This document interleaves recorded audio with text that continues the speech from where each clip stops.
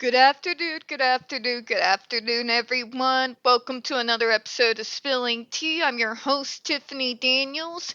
We are going back to that horrible world known as the JRC, but before we do the disclaimers and the usual, just a smidgen of a rant. There are times when I proofread for just a couple of sentences in a paragraph I'm getting ready to cover for one of these videos.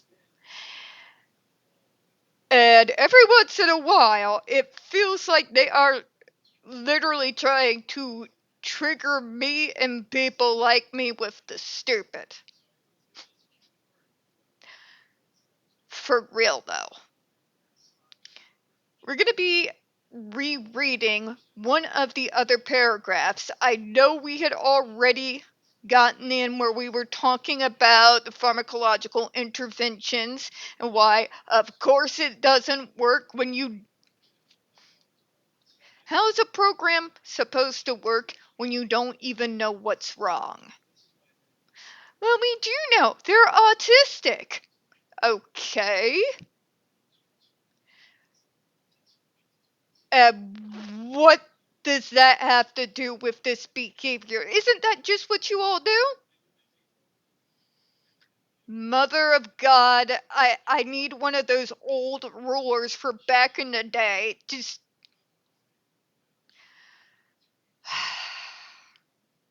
Or maybe not. This is why I didn't become a teacher, folks. Alright, we're gonna go over it in a minute, because if I have to suffer, so do you, as my stepdad so often likes to say. So without further ado, to the disclaimers. If you're unfamiliar with the Stop the Shocks campaign or the campaign against the troubled teen industry, you're going to find all the pertinent links right there in the description box. Please, in particular, take note of the article written by Neuroclastic, a small non-for-profit started by autistics for autistics. In it, they interviewed over 800 ABA professionals in regards to the Judge Rotenberg Educational Center's so-called Behavior Modification Program. The Judge Rotenberg Educational Center doesn't want us to read that article so much.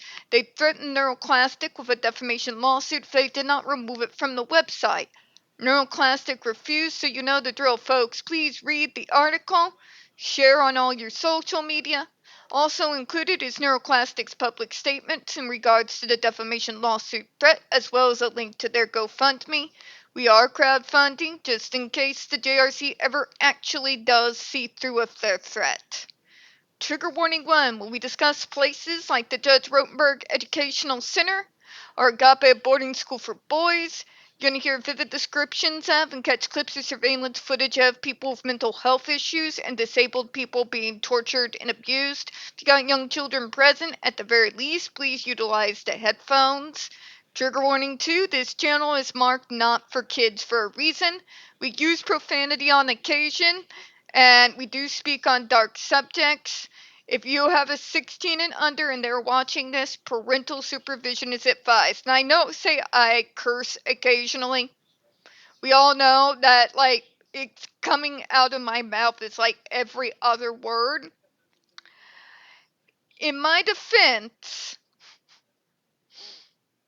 I don't know really how else to deal with the never-ending, just hostile stupid that we go through while we are having to read this crap. Alright? Top that off with being an army brat and the stepdad who helped raise me being a truck driver, and well, sorry, not sorry. Alright. Trigger warning 3.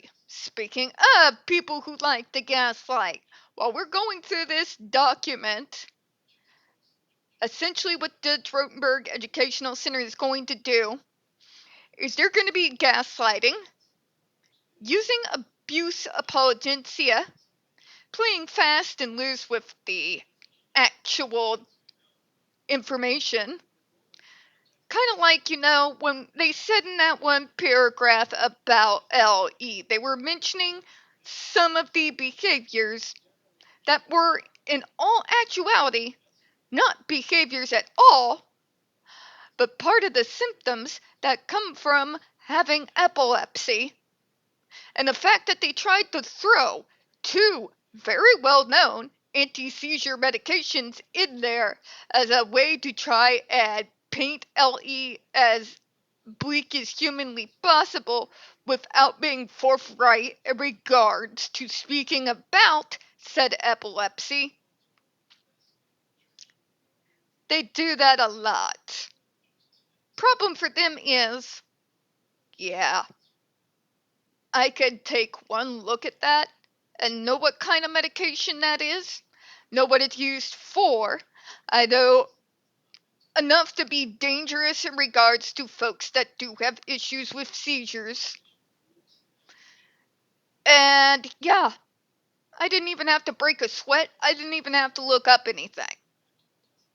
So, be aware that they're going to throw things in to try to make them look completely unhinged that have nothing to do with the developmental side of things whatsoever. And in fact, knowing what I do now about this situation with LE, the fact that I know that this poor kid has epilepsy and that these people are literally defending the right to shoot a person with confirmed epilepsy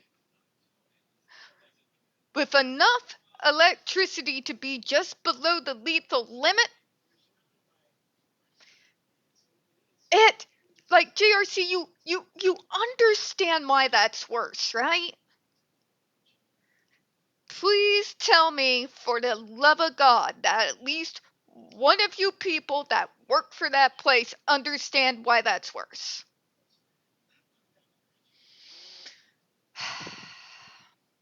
If you want to know why I became a nihilist, folks, Exhibit A. Right there. Just saying. Alright, so we're going back to a previous paragraph. It's actually above the one from what we read last night. So let me get back up here. Remember when I talked, the parents had to nightly restrain her? I explained about the fact that, yes, if you have someone that's having a grand mal seizure, you do sometimes have to use some forms of restraint so that they don't accidentally hurt themselves while they're seizing.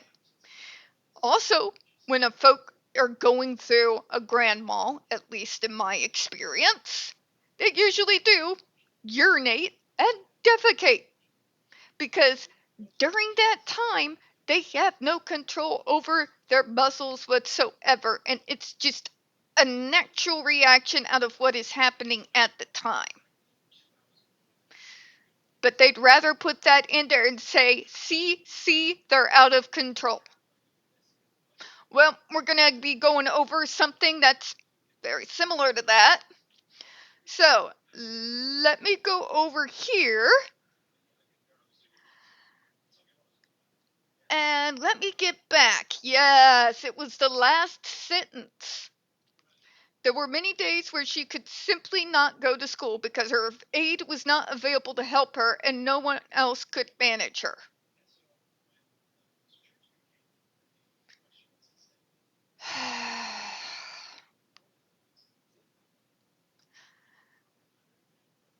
That is not an argument that lends any kind of credence to your insanity, JRC. But she was violent with everyone and all this, and didn't you see all the behaviors? You mean half of them that comes from when somebody is going through a grand mal seizure? And the fact that two of those medications are anti-seizure medications, and both of them do have a tendency to cause a person to drool.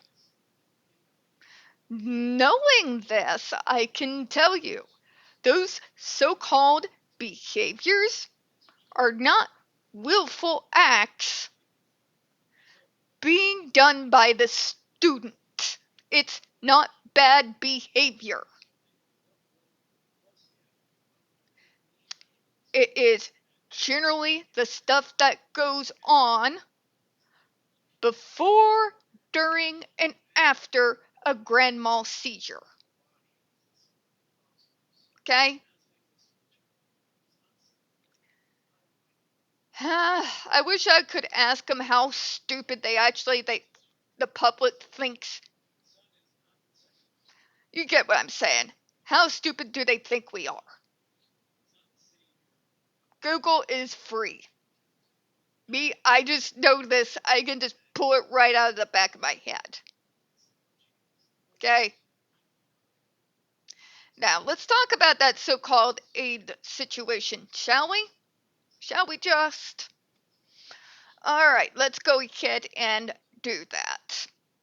When you are in a situation where you are an autistic student,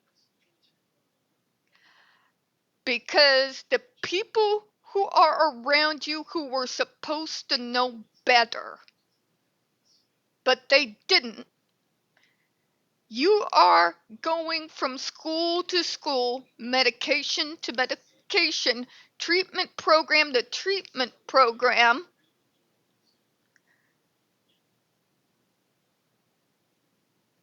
and they are really surprised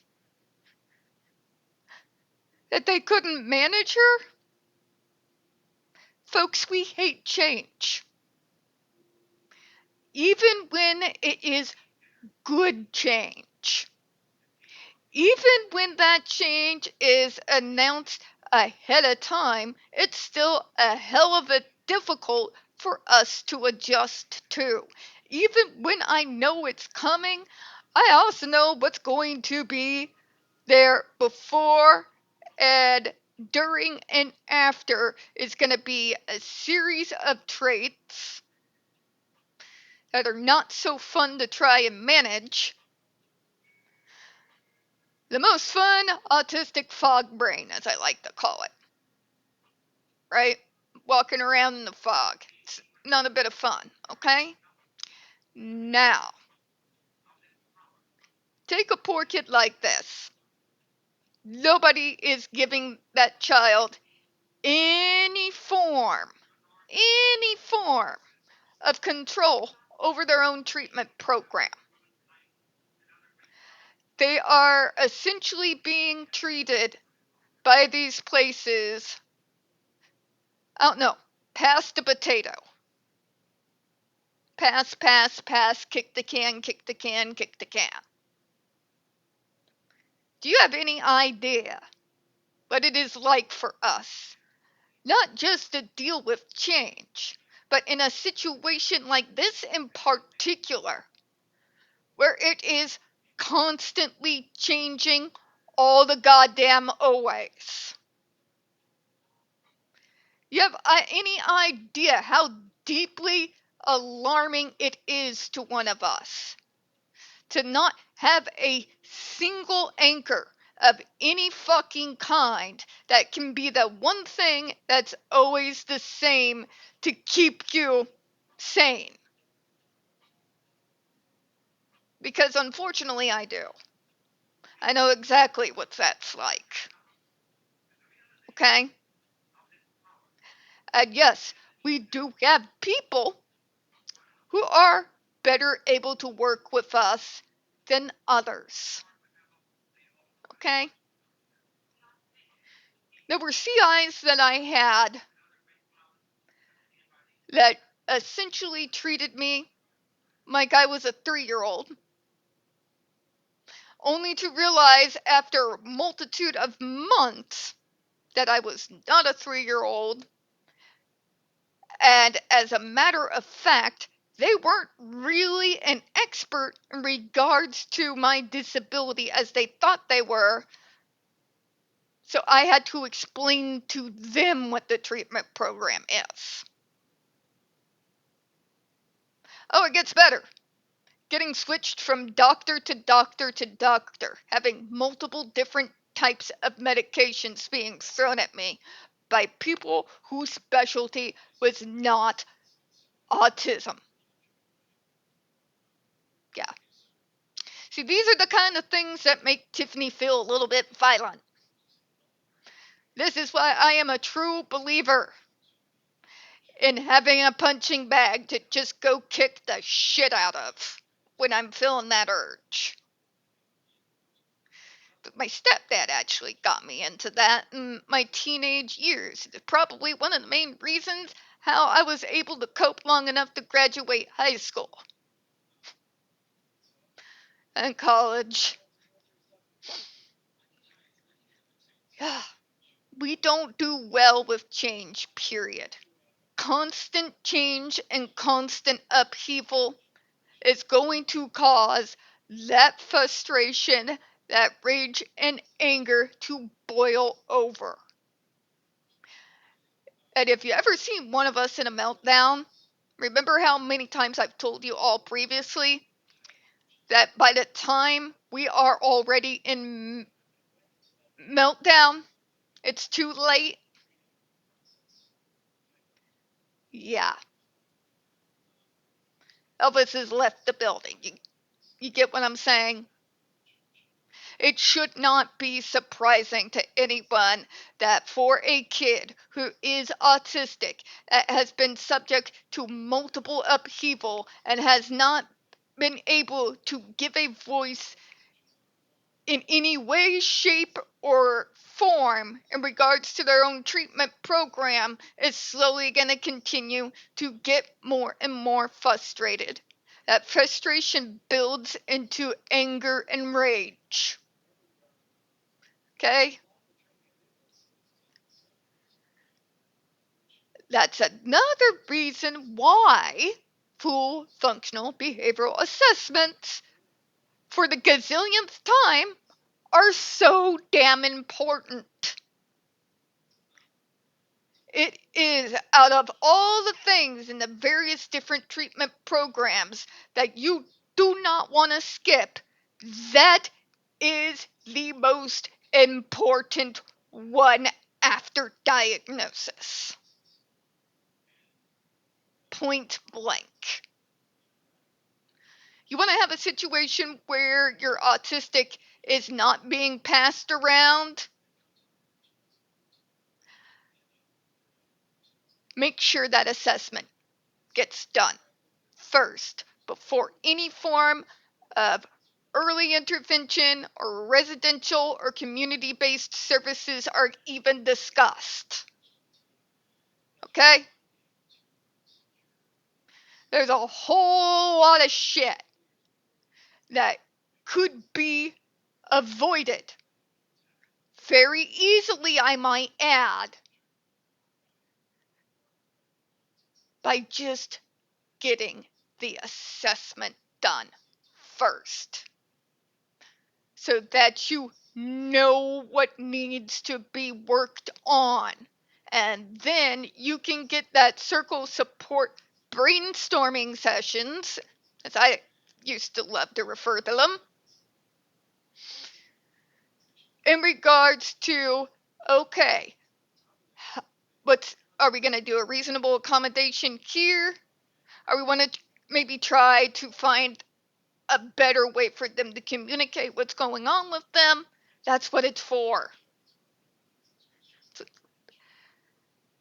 When JRC does this shit, they list all of this random stuff. And again, some people like myself have comorbid diagnoses. And some of the shit that they list have absolutely zero to fucking do with their behavioral modification program or with having autism, point blank. I might add. Okay? I can't deal with these people.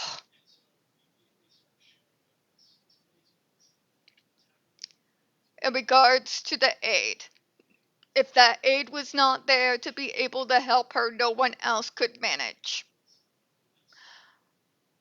I'm going to make an educated assumption here that that school aide is probably legitimately the only thing that wasn't constantly changing around LE. Okay? They had one person, one direct care staff that was kind of like an anchor, right? They're familiar with them. The direct care staff is familiar with the student. It was the one and only fucking constant that poor kid had. As an autistic, when I was a kid, the few situations where that one constant was yanked out from under me, the things that proceeded after were not pretty, folks. Not even remotely close to being pretty. Like putting one of my water guns through the bedroom door.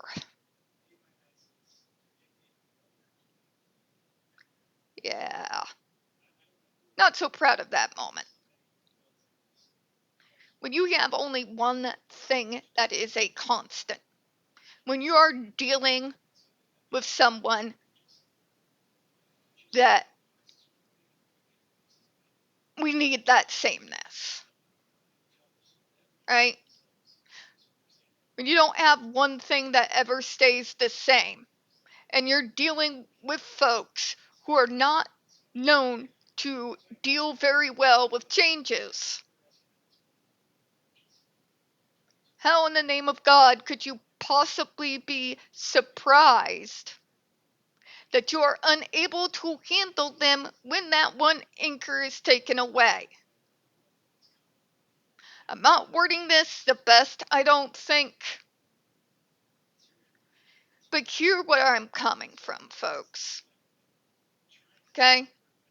In situations like this, where you have parents who don't have anyone to help them navigate the service system, who have no idea what the steps are in regards to getting their kids into the service system and then begin to navigating care and treatment programs, you end up in a situation where these poor kids do get tossed from school to school to school. Each time it switches,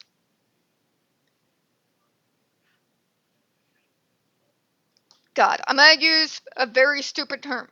It would discombobulate me every single time. Okay? You guys know my joke where sometimes I will say, "Who am I and where's my horse?" That's where that particular joke came from. Okay? Even now, it is extremely difficult if a situation suddenly turns on a dime to be able to get oh my God, I can't talk today. To get myself straight and be able to function properly. Okay? Good. But yeah, she had one anchor. Or he. I'm not, or they, yeah, I'm gonna stop digging myself in the hole here. The point of the matter is this kid had one anchor, one constant in their lives. Everything else was changing every single time they blinked. But the JRC is going to tell you, of course, that's a bad thing and nobody else could help the student. But guess what, JRC? Neither can you. Because putting someone on a human shock collar, but it stops the behavior and it means that they're free. Free from what? Because I have yet to have a single halfway coherent person be able to tell me exactly what that device frees them from. Please explain it to my ass like I'm 5. What's it free them from?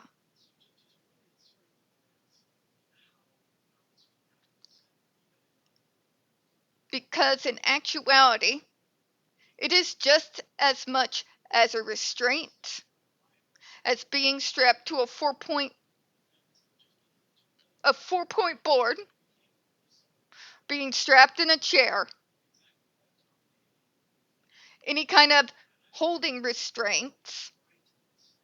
Just because they wear it on their skin with the little electrodes doesn't mean that it isn't still restraint.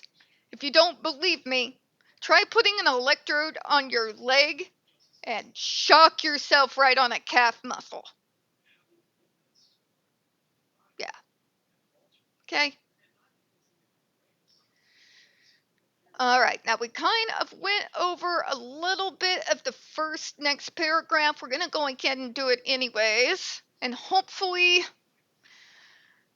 sorry folks, it's one of those days. I got up late, and I'll be honest, I am discombobulated and deep in autistic fog brain. You take away the single constant you give an autistic person, the shit is going to go down. Okay?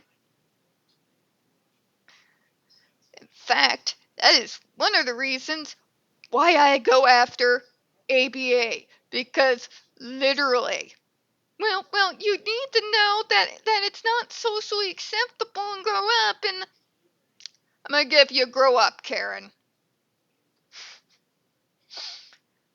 All right. From 1998 until her placement at JRC in 2008, Ellie attended multiple day and residential programs, none of which could handle her behavior problems. And once again, we're going to be going over some medication that's for people with epilepsy. JRC, is there any particular reason you decided to use this story to bald-face lie to try and sell your point?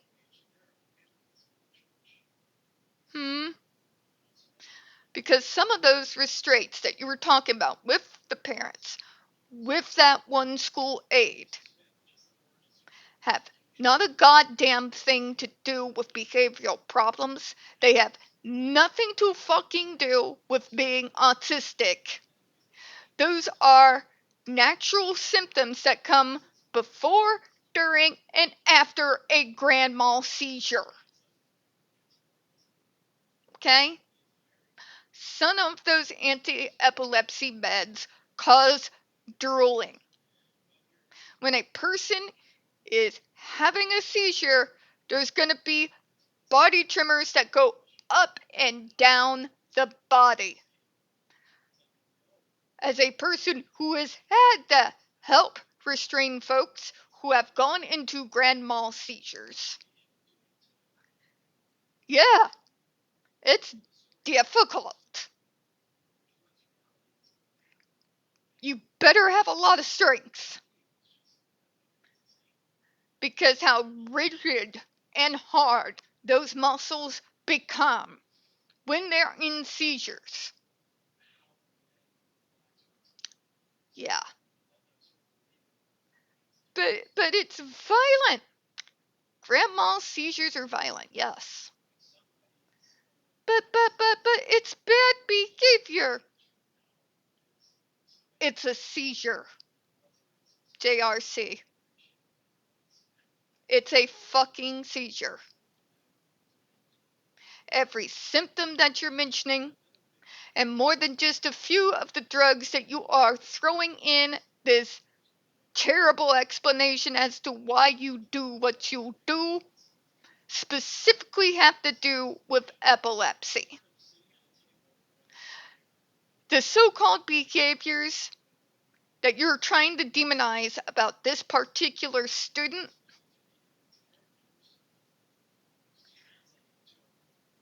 is epilepsy. You cannot control the types of so-called movements and quote-unquote behaviors that the JRC lists out there when you have fucking epilepsy and you're in a grand mal seizure. Okay? It goes well beyond Lucy isn't home. Okay? But nobody else could handle it but that one aide. I'd also like to go back to that. Because even back during my high school days, there was always like that one, there's one token aide that has any kind of training whatsoever in dealing with folks who have epilepsy. The smaller the town or the school district, yeah, I'm sure you're hearing what I'm saying there. So, it makes me wonder, since you are literally naming symptoms, things that go on during seizures, as problem behavior,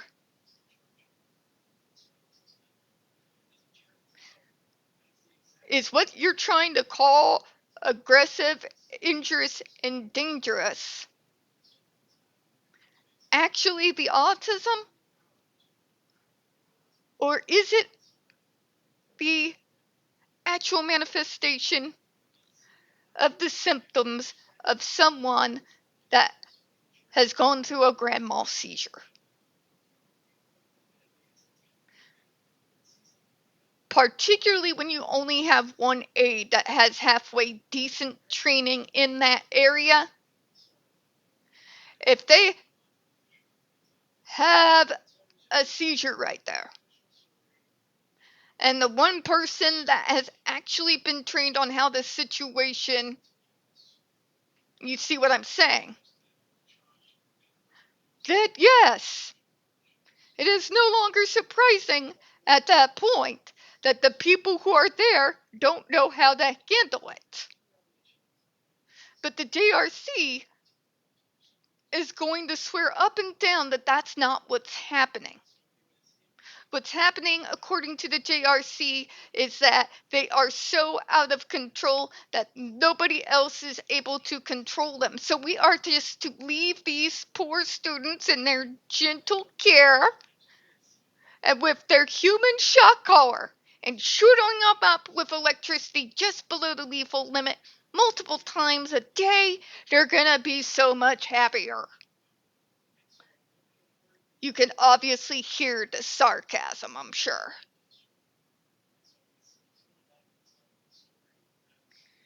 You messed up with your story here, JRC.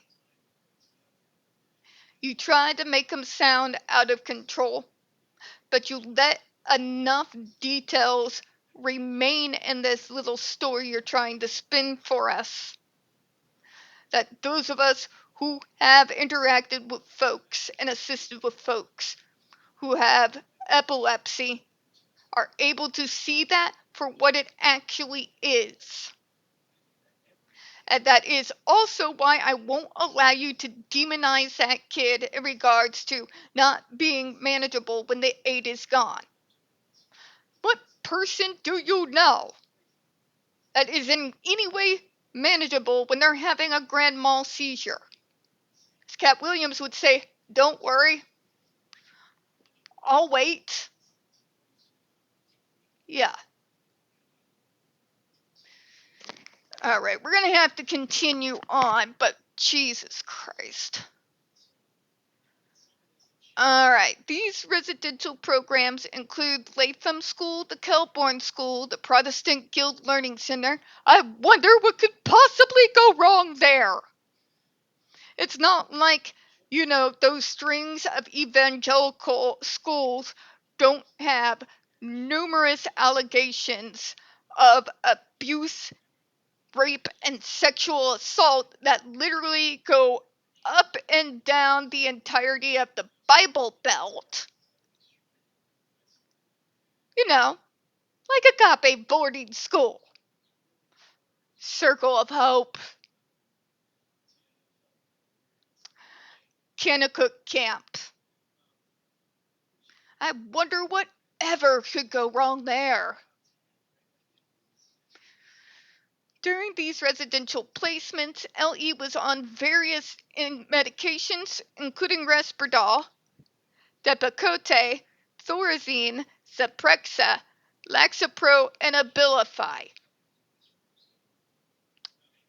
Once again, 2 to 3, those medications you just listed is for epilepsy.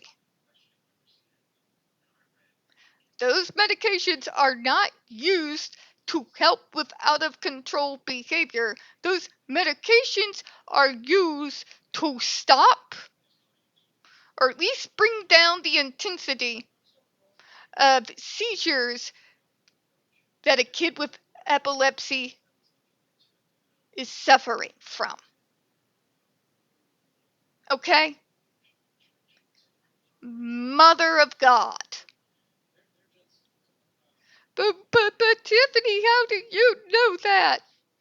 If I had a bullhorn. Because I've worked in this field.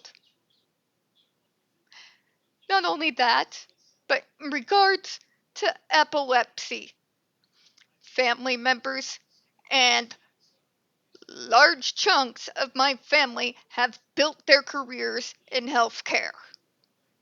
Okay? That's how I know that shit. Alright? So every time they try to pull this crap by saying, look at all the drugs, it drugged them into being a zombie. Just shut up. You're insulting my intelligence, JRC. I mean, granted, that is kind of your MO, but mother of God. She was also hospitalized on numerous occasions due to her increasingly aggressive behavior. Okay, here's my question, JRC. Was that aggressive behavior really aggressive behavior? Or was it, in actuality, not behavior at all, but instead what it looks like when you have a child or an adult suffering from having a grand mal seizure? You've already tried to bullshit us, listing multiple medications that are well-known medications to be used by people who do have the diagnosis of epilepsy. You've listed some of the behaviors that are in fact not behaviors at all, but things that come like immediately right before, during, or right after, including defecating yourself and urinating on yourself through seizure. The aggressive crap that they're talking about might be because, yes, sometimes when a person's in a grand mal and you are trying to restrain them so that they don't hurt themselves, every once in a while, you may get a knee to the back or into my ribs. Ow. It's not fun. But they're not doing it intentionally. They do not have any form of control over their body when that's going on. So how the hell do you describe that as aggressive behavior?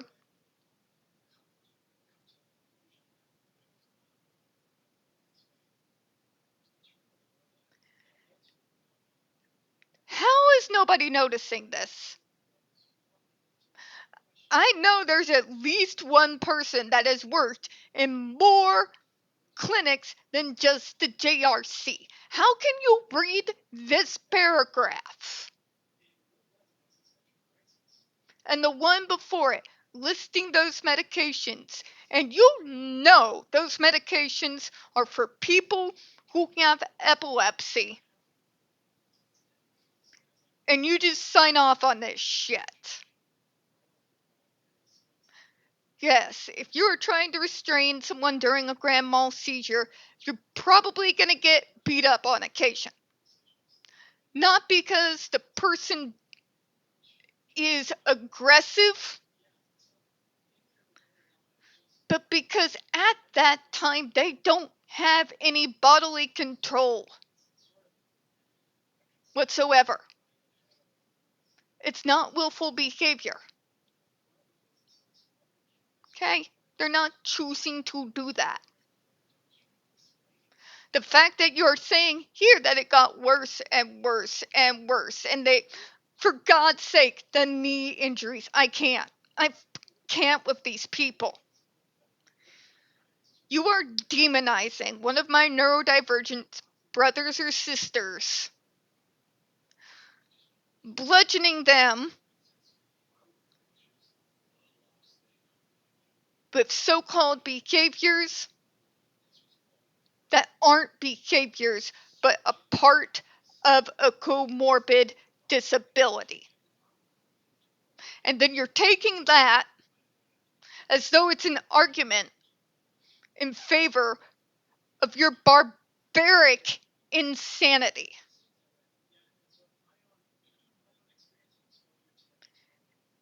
The things in life that tells me there is a God is the fact that in spite you putting her in that horrific contraption and shooting her full of electricity,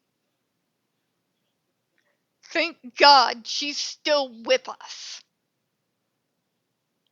There is a million ways that could go horribly, horribly wrong. And this is one of very many, very clear cases why this place should have had a proper federal investigation a long goddamn time ago.